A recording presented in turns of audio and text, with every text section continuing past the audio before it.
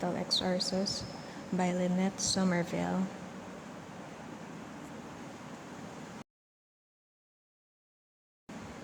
Chapter 1. A shudder crept down Eric Wesley's spine as he drove up the winding shadowed path to the Batista estate. The house was called Carroll House, a historic mansion that loomed on the hill, watching over their small town. There it sat in all its shadowed glory, as if it were painted by God in menacing strokes of plums and midnights. Eric shifted his rumbling Chevy into park, took the still warm apple pie from the passenger seat, and stepped out into the deepening twilight as he approached the porch. The chipstone gargoyles flanked his path, their eyes seemingly locked on him. Eric deliberately avoided looking at them.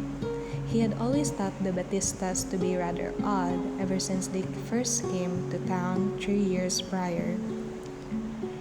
He remembered it all well the first time they walked in through the corridors of their old Baptist church. They sat in the second to last aisle on the left. They were all quiet, except the obnoxious elder brother, but the other three wandered in like meek little mice. Yet it wasn't just their silent demeanor, it was something else. Perhaps it was the clothes they worn: black, lace gloves, high collars, and brooches that belonged in a family crib.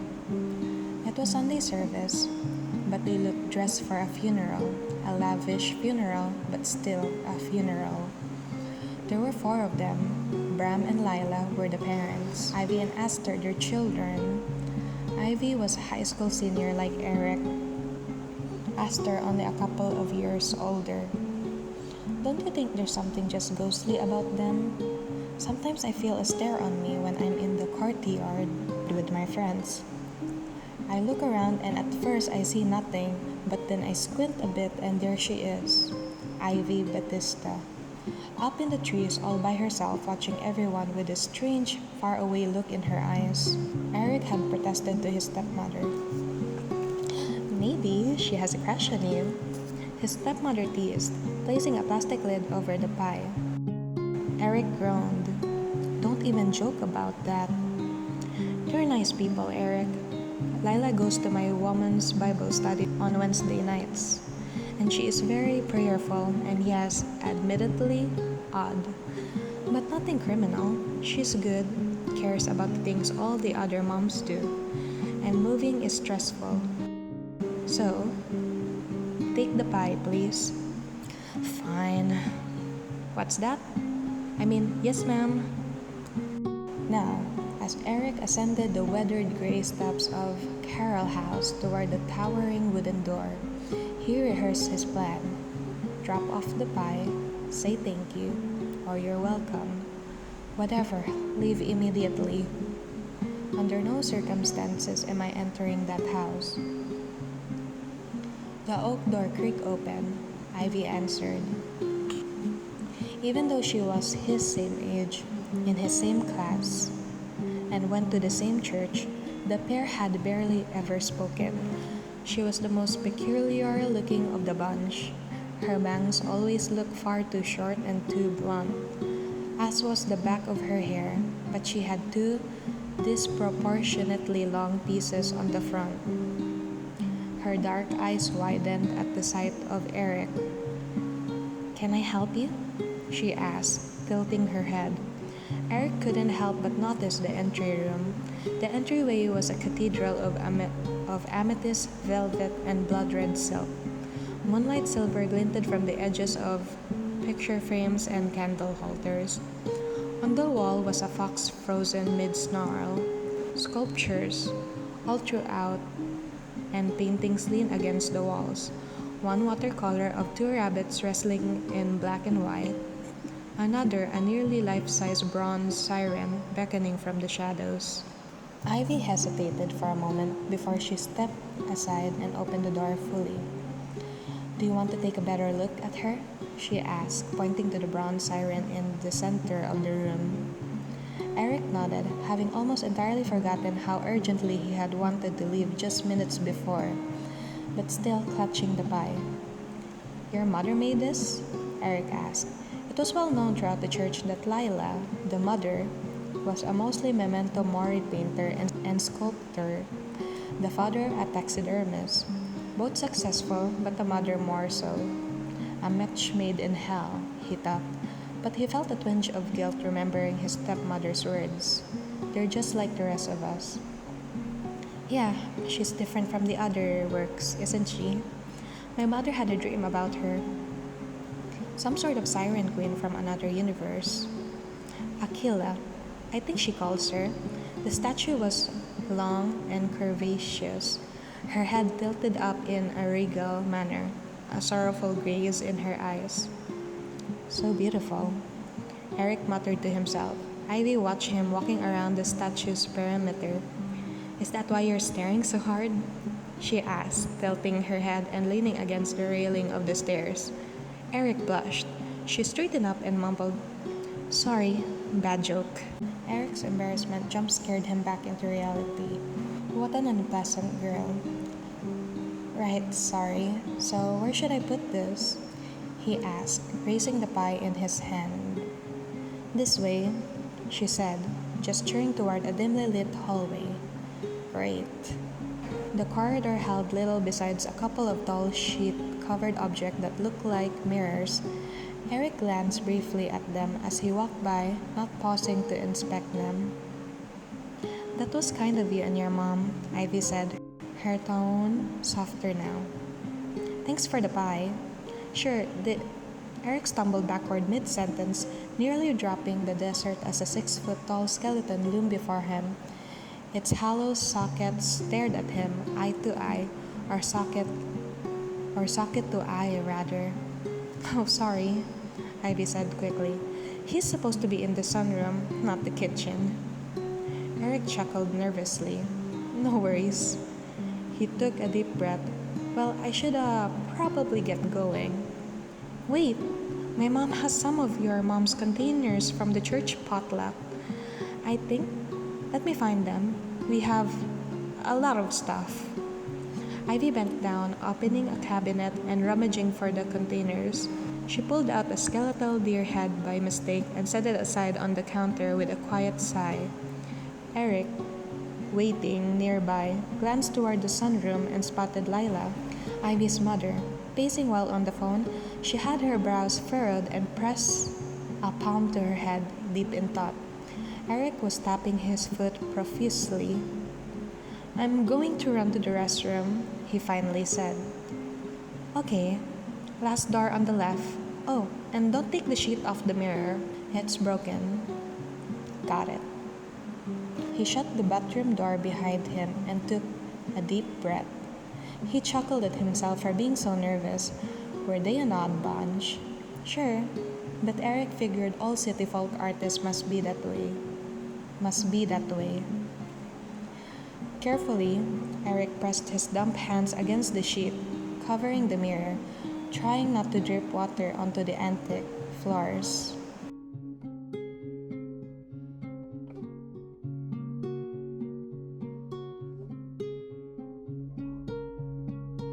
As he leaned in, the thin fabric unexpectedly slipped off, revealing the mirror underneath. What he saw in the mirror was so frightening that it sent him stumbling backwards. There was a girl on the other side of the glass. She was in the mirror, not behind him, not beside him, in the mirror. She stood just behind the glass, young, perhaps early 20s. Her hair, a deep polished brown, flowed perfectly still around her shoulders, untouched by the room's stirring air. Her skin held a soft tan, but there was something artificial in its smoothness, like skin that had never flushed or bruised. She turned her head slowly toward him, too slowly. The motion was fluid but mechanical, like a puppet with well-oiled joints. Her eyes caught the light green, impossibly green, glowing like enchanted waters. They didn't blink.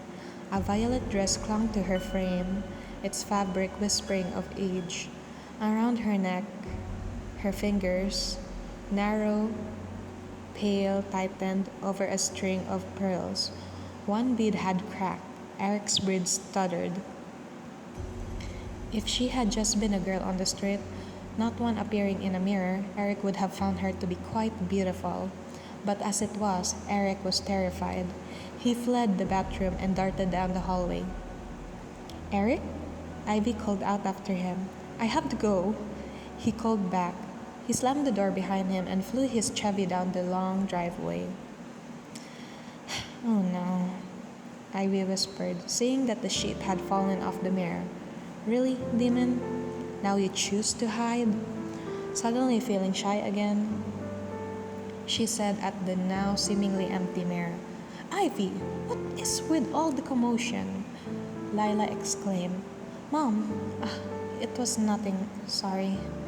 She knew she hadn't been wise to let Eric Wesley into the home under the current circumstances.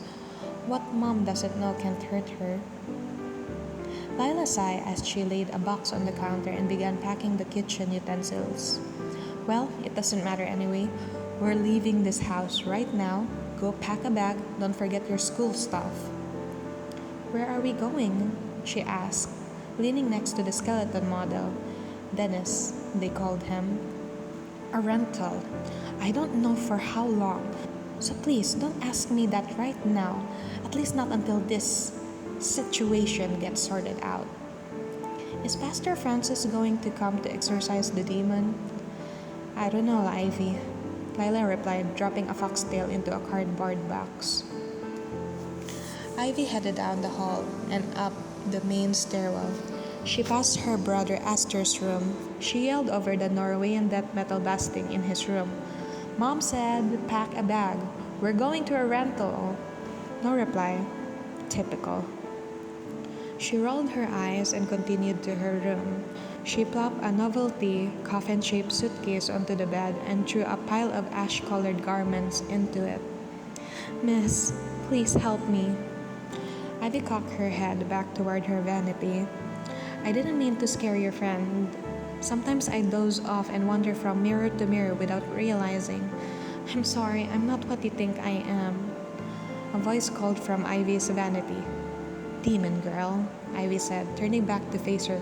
I rebuke you in Jesus' name. You are not permitted to touch me. I've been trying to tell you guys all morning. I'm really not a demon. Well, what are you? I'm just a girl. Like you. Why are you in our mirrors then? Ivy asked. I don't know. I didn't always live here. I have been trapped for a very, very long time. I don't remember how. I need you to find someone who can help me get out of here. What's your name? Ivy turned her body to fully face the mirror. Lua Risi. Before Ivy could ask anything else, a voice rang in from behind her. I'll pull you out, princess. Oh, great. You know, I've never kissed a demon before, Astor said, his arms holding the top of the door frame.